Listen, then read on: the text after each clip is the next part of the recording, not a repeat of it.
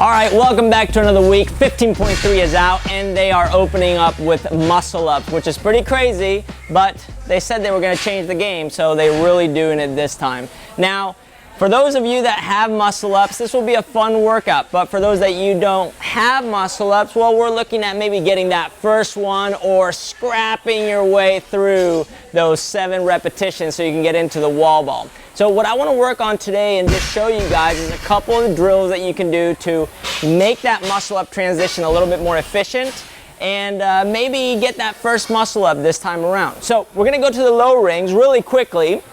I just want to grab this little band, a medium-sized band, and I'm going to hook this thing to the rings. I don't want to tie it. I just want to place that band on top of the rings because I want to get used to holding the band.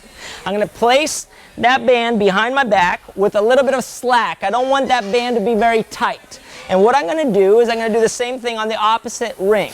Now, I'm going to take a seat on this thing where it's underneath my butt. So my big booty right underneath there, I'm going to take a seat.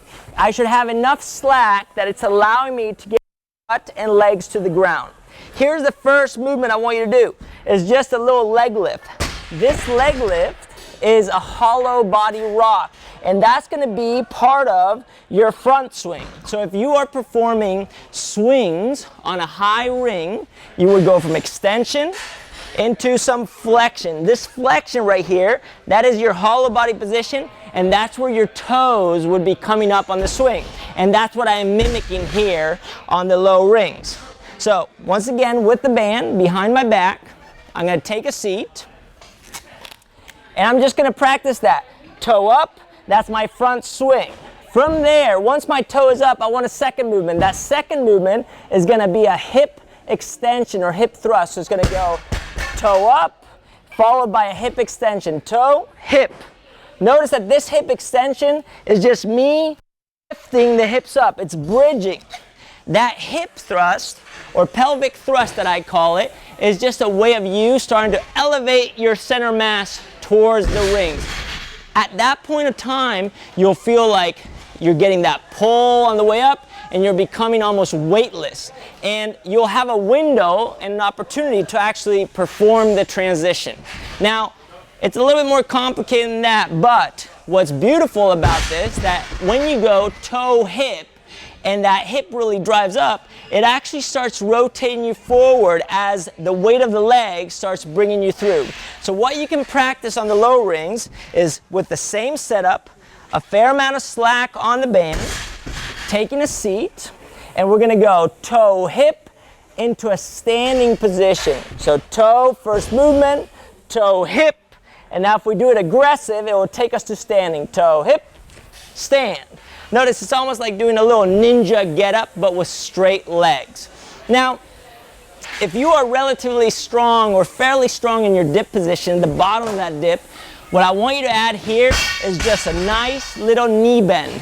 What that knee bend is going to do is going to allow you to finish where you are fully loaded and actually holding your weight up. So what we're looking at here, same setup.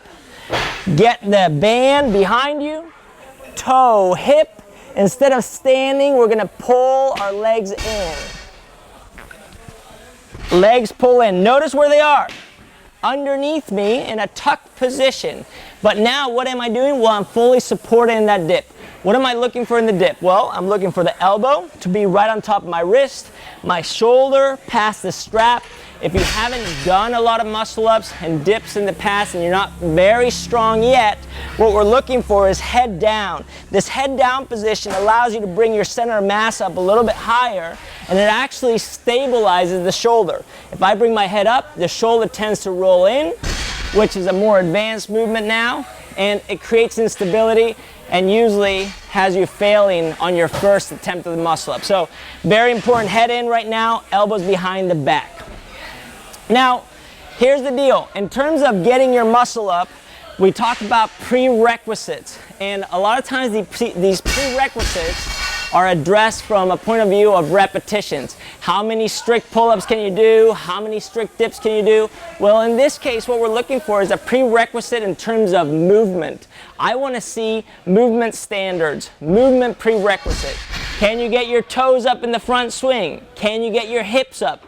Can your hips come high enough up towards the rings that you can see the top of the rings? That's a prerequisite in terms of movement. Now, can you snap yourself around? Do you have the ability to hold the bottom of the dip? And if you're not really sure about that bottom of the dip, you can practice a dip balance. And that dip balance looks something like this. Place the band on the rings the same way we had it. The band goes behind my back. I start in a support position. And then from here, what I'm going to do is I'm going to pull my upper body down, lower body up. I'm going to finish in that low tuck. If I can do that slowly, I will add some speed. Where what I'm doing here is I'm doing a quick drop where I'm pulling my upper body down, my lower body up, and trying to keep the hips and center of mass right around ring level. And why do I want that? Well, as I do the transition, I don't want anything pulling me down. So bringing my legs up as I'm pulling my arms in is going to allow me to stay balanced the whole time and guarantee that when I receive in the dip, I'm as strong as I can be. Once we reach that point that we're over the rings, well, now we have to press out. We can go strict dip, we can go kipping dip with a little kick. It depends on what you practice. That's up to you, but the lockout at the top will be your finishing position. But most important today is just to understand the transition.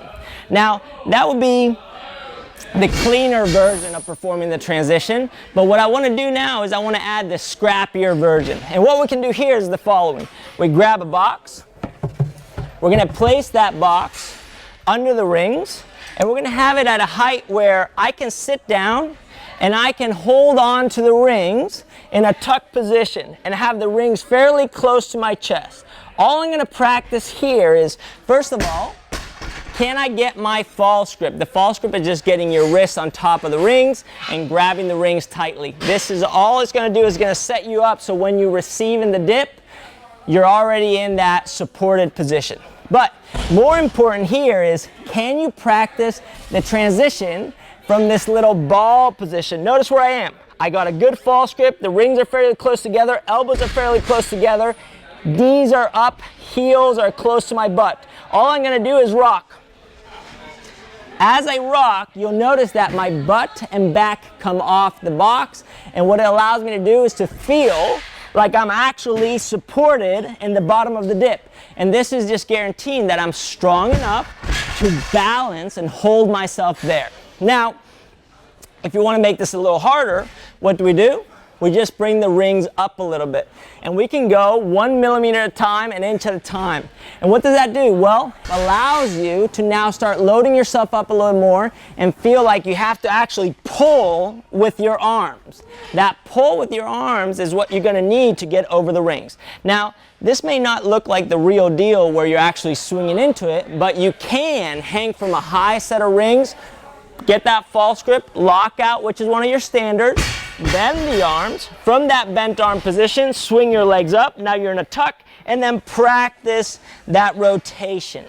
But this right here is just a way of scrapping your way through this and getting your first rep, and then maybe it translates into some higher level stuff down the line.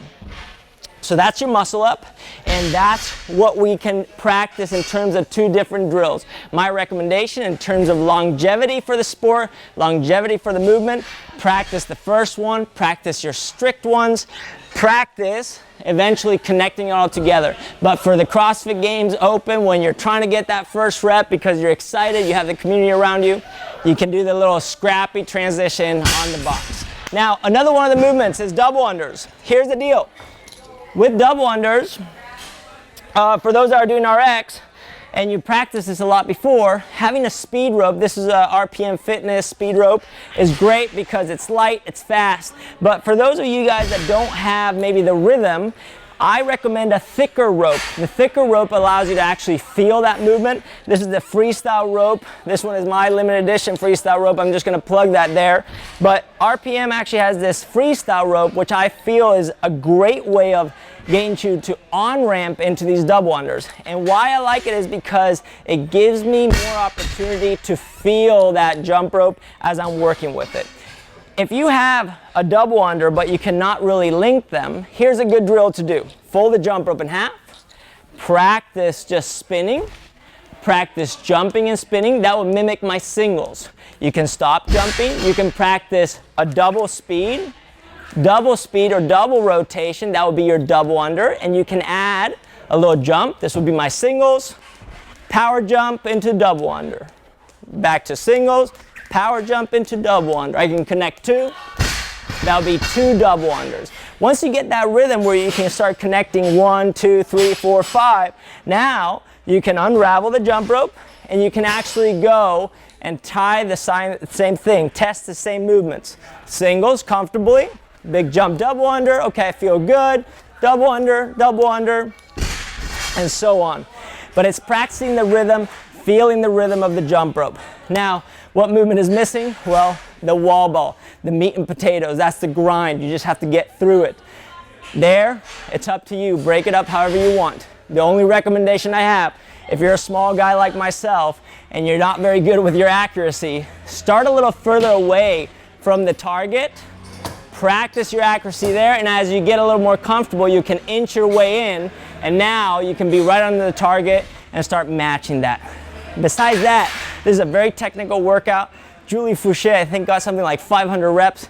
Crazy woman, amazing. I hope to make 2 rounds. If I do that, that will be a success. And if you're trying to get your first muscle up, be safe. Think about the prerequisites in terms of movement and enjoy it. I'll see you guys next week. Peace.